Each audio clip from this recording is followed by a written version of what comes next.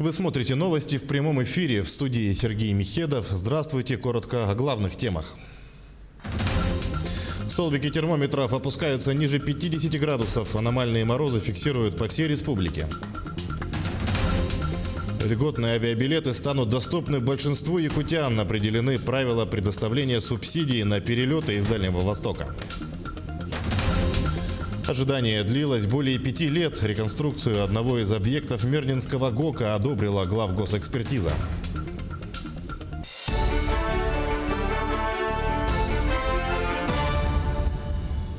За минувшие сутки, по информации Оперштаба, в регионе выявили 138 новых случаев коронавирусной инфекции. Из них в Якутске 47, в Мирнинском районе 27 случаев, в Алданском 19, в Нерюнгринском 13, в Мегино-Кангаласском и Аймиконском районах заболели по 8 человек. Еще в 11 районах выявили от 1 до 3 заболевших. В республику поступило более 27 тысяч доз вакцины для профилактики COVID-19. Прививку получили более 6 тысяч человек. Вакцинация проводится в Якутске и в 21 районе республики.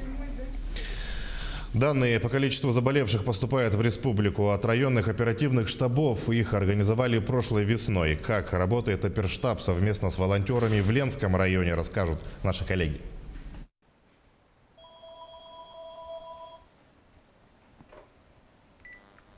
Волонтерский корпус, здравствуйте. Алло, здравствуйте. Это Здравствуйте. волонтеры? Да. Вы хотите оставить заявку? Да, хотел бы. Как вас зовут? Заявки разные. Доставить продукты, бытовую химию, лекарства. Помощь оказывают людям, оказавшимся в трудной жизненной ситуации. Это одинокие пенсионеры и люди с ограниченными возможностями здоровья. С начала момента пандемии, да, звонков поступало много. На сегодняшний день звонков уже не так много. Всего за весь период пандемии у нас более 600 было заявок, и они все выполнены волонтерами. Волонтеры работают при оперативном штабе Ленского района. Его создали 6 марта 2020 года, когда по территории республики начал распространяться COVID-19. Основная задача штаба – не допустить коронавирус на территорию района. В состав входят представители Роспотребнадзора, администрации, социальной сферы и руководители большинства предприятий. Возглавляет штаб глава района. Штабом было сделано очень много. Штаб – это и организация обсерваторов, которых было на территории Ленского района 3. Это и помощь Центральной районной больницы в организации питания, когда встал вопрос о размещении врачей в казарме, когда врачи не ходили домой, они постоянно проживали в этой казарме в условиях вот этого коронавируса. Это и поиск, скажем так, партнеров, которые помогут приобрести СИЗы, которые были необходимы, да, это средства индивидуальной защиты. Статистика по заболевшим, количеству лежащих в стационаре и тяжело больным поступает секретарю оперативного штаба. Каждый день она собирает все данные и отправляет отчет коллегам в Якутск. Хотелось бы в добрый час сказать, что в последнее время мы наблюдаем значительное снижение общего числа заболевших. То есть если у нас это было там порядка 200 человек, скажем, там в какой-то определенный период, то сегодня у нас вот на текущую дату у нас 46 человек. Работа оперативного штаба продолжается. Сейчас они собираются 1 раз в неделю. В районе ситуация стабильная. Но весь состав оперативного штаба держит руку на пульсе. Пандемия еще не закончена. Марина Крутихина, Олег Соснин, телеканал «Алмазный край». По мнению ученых, британский штамм коронавируса не несет угрозы для России. Об этом сообщила вице-премьер Татьяна Голикова. Российскими учеными уже подняты более 1400 штаммов вируса COV-2. Они занесены в коллекцию. Сейчас выделили британский штамм. С ним ведут предметную работу, подчеркнула она. Вице-премьер также сообщила, что сейчас произведено более 7,5 миллионов доз вакцины от коронавируса. Порядка 2 миллионов уже поставлены в регионы страны. По предварительному плану вакцинации на первый квартал года в медорганизации страны поступит более 17 миллионов доз вакцины.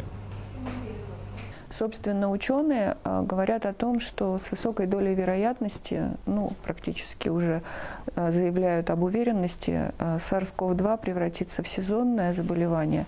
А если это сезонное заболевание, и если мы будем наблюдать мутацию штамма коронавируса, то, конечно, нам нужно будет вводить это в календарь прививок на постоянной основе. Сейчас хочу сказать, что нашими учеными уже подняты 1424 штамма вируса КОВ-2, они занесены в коллекцию. Мы понимаем, какого рода мутации там происходят. Сейчас выделили британский штамм, мы с ним очень предметно сейчас работаем, но угроз для страны сейчас не видим. Морозы ниже 50 градусов установились в 21 районе Якутии. По данным синоптиков, в 9:00 по местному времени минус 57 градусов. Зафиксировали на метеостанции Бестягская звероферма в Жиганском районе. Минус 56 градусов в Амге. Столбик термометра опустился до минус 54 в Жиганске и на метеостанции в Мирнинском районе. 53 градуса мороза в Верхоянске, Верхневилюйске, Покровске и Тяне в Алекминском районе. Температура опустилась до минус 52 в Кюсюре, Батагае, поселке Сангары, Бердигистеке, Чурапче, Ленске и в селе Мача Алекминского района. 51 градус ниже нуля был в Батамае, Намцах, Теплом Ключе, Сунтаре, Витиме, Алекминске и Тамоте.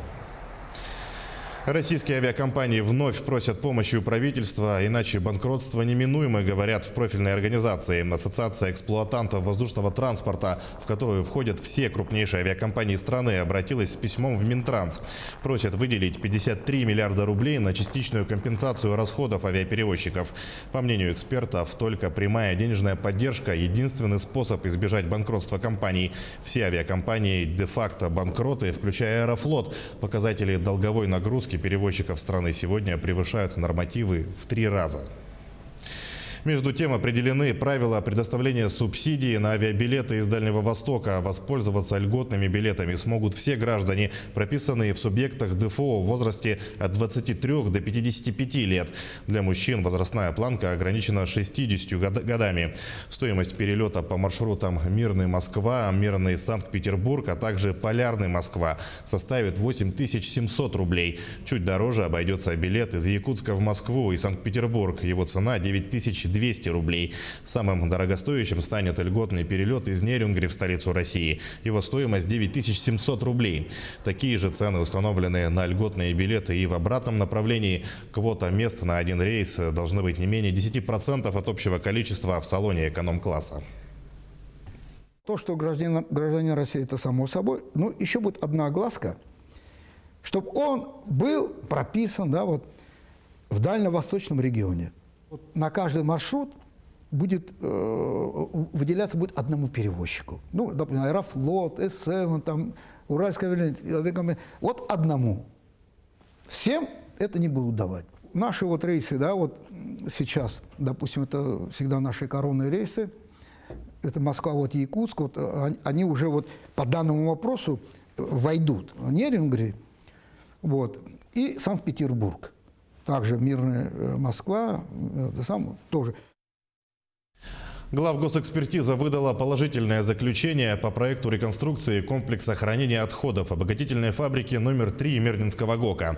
В 2015 году ведомство уже одобрило данный проект, но впоследствии он был скорректирован. Причиной стала сложная эксплуатация объекта в условиях Крайнего Севера. Внесение изменений в документацию потребовало повторного прохождения экспертизы. На сегодняшний день ограждающую дамбу нарастили на 3 метра для увеличения емкости хвостохранилища. Дальнейшая реализация проекта предполагает наращивание дамбы еще на 7 метров. Это позволит создать дополнительную емкость для хранения хвостов. День в историческом парке отныне будет проходить и по воскресеньям. Сегодня в музее прошла квиз-игра для подростков «Самая красивая страна». Принять участие смог любой желающий старше 12 лет. А для маленьких гостей организаторы подготовили настольные игры. Между тем, накануне в музее прошла традиционная январская ночь истории. Подробности у Виктории Федоровой. Атмосферности вечеру добавляло оформление музея прямо с крыльца. Квиз и квест-игры, серия анимационных фильмов по мотивам якутского хоррор-фольклора «Страшилки Севера», а также гадания, лекции. Абсолютно каждый посетитель смог найти занятие по душе. Мы решили, что как нельзя больше подходят вообще настолки Dixit и Imaginarium. Все, кто играл, знают, что это настольные игры, когда тебе нужно загадывать ассоциации с картами. На картах есть какая-то кровь, тюремный, значит, стены, дороги, уходящие в никуда, черные облака, кошки и прочее. Да? То есть вот эти игры, они развивают фантазию и как раз очень хорошо подходят, чтобы создать такой антураж для ночи историй. Очень интересные гадания по нумерологии провела сотрудник музея Оксана Афонская. С помощью чисел она может рассказать человеку о его талантах, способностях, а также указать на его сильные и слабые стороны. В прошлом году к ней также выстроилась длинная очередь. В этом году тоже попросили по дате рождения. Ага, тут у меня книга есть, и в этой книге. Ну, всем понравилось. Не менее интересную методику гадания по китайской книге «Идзин» представил сотрудник музея Айсен Габышев. У нас выпадает 2 орла и 1 решка. Это получается у нас сколько? Орел у нас 2, 4 и плюс 3. Все это мы записываем. Внизу триграмма «Тянь» обозначает творчество. Затем следует формулировка результата. У меня вышло что-то связанное с творчеством, трудом и терпением. И, как я уже говорил в начале, это не книга гадания, а книга наставлений как раз-таки. Трудно предугадать, какую программу придумает музей в следующем году. Однако с уверенностью можно сказать, что «Ночь истории» в этом году не разочаровала ни одного посетителя и надолго запомнится каждому гостю. Виктория Федорова, Семен Семенов, Якутск. Столбик термометра в столице республики на отметке минус 50 градусов. Но даже такие морозы не способны помешать якутским художникам. Сегодня живописцы собрались на территории площади Победы, чтобы провести традиционный пленэр. Это техника написания картин вне мастерской. По мнению организаторов, именно зимой раскрывается вся красота Якутии. Подробности в материале Юрия Осипова. На улице минус 50 и туман, такой, что не видно даже соседних домов. Но художники не думают отступать. В этом пленэре участвуют не профессиональные живописцы, а те горожане, кто просто захотел попробовать свои силы. Поэтому сначала им объясняют азы и проводят для них мастер-класс. Такого рода мероприятия зимой нам было, во-первых, интересно, да, изобразить туман, как ощутить на себе вообще, как работают художники в суровых условиях. Ведь для того, чтобы поймать хороший вид, они порой забираются в труднодоступные места. То есть, я думаю, они спокойно бы вышли тоже в минус 50. Подобный пленэр проводится не впервые. В этом году он собрал 6 желающих из города Якутска. Организаторы выбирают для участников памятные места столицы региона. В этом году это территория площади Победы. Я решила участвовать, потому что я хотела заявить о себе и выйти наравне с природой, потому что мы, жители Якутии, мы живем в холоде, и холод для нас это обычное явление природы. И в содружестве с любовным настроем вышла участвовать. Очень рада этому. Для рисования на таком холоде подойдут не все материалы. Допустим, обычная акварель на морозе просто застынет. А потому художники используют так называемые мягкие материалы. То, что не замерзнет даже в 50-градусный мороз. Это пастель, уголь и соус.